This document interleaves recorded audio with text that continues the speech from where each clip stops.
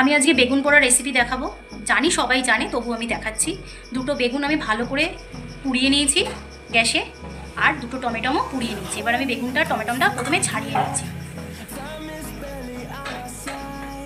আমি এই বেগুনটা যখন প্রথমে ভালো করে ধুয়ে মুছে বেগুনটা এরকমভাবে হাফ করে কেটে নিয়েছিলাম। কেটে নেওয়ার পর এখানে আমি ছুরি দিয়ে এরকম জায়গাগুলোতে একটুখানি করে ছুরি বসিয়ে পকেটের মতো করে নিয়েছি। পকেটের মতো করে নিয়ে আমি এখানে রসুন ঢুকিয়ে দিয়েছিলাম, ঠিক আছে, যাতে আরও বেশি বেগুন পোড়াটা টেস্ট হয়। এটা এখনো ভালো করে বোঝা যাচ্ছে না, কিন্তু আমি এখানে পকেট করে করে রসুন ঢুকিয়ে দিয়েছিলাম। রসুনটাও এর সাথে পুড়ে গেছে। দেখুন আমি বলেছিলাম যে পকেট করে করে আমি রসুনগুলো সব দিয়ে দিয়েছি। এই দেখুন রসুনগুলো সব আমার মানে পুড়ে গেছে, ঠিক আছে। এরপর আমি এর মধ্যে দেবো, টমেটোটাও আমি ভালো করে ছাড়িয়ে নিয়েছি। এর মধ্যে দেবো কাঁচা পেঁয়াজ কুচোনো, কাঁচা লঙ্কা কুচোনো আর ধনে পাতা কুচি, ঠিক আছে। এগুলো সব একসাথে দিয়ে দিলাম। এরপর দেবো সর্ষের তেল,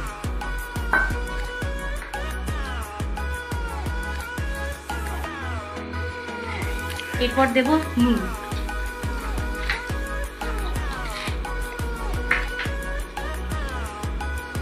এরপর আমি ভালো করে এটা চটকে। দেখুন আমার বেগুন পোড়া মাখা একদম কমপ্লিট। গরম গরম রুটির সাথে খুব ভালো লাগবে।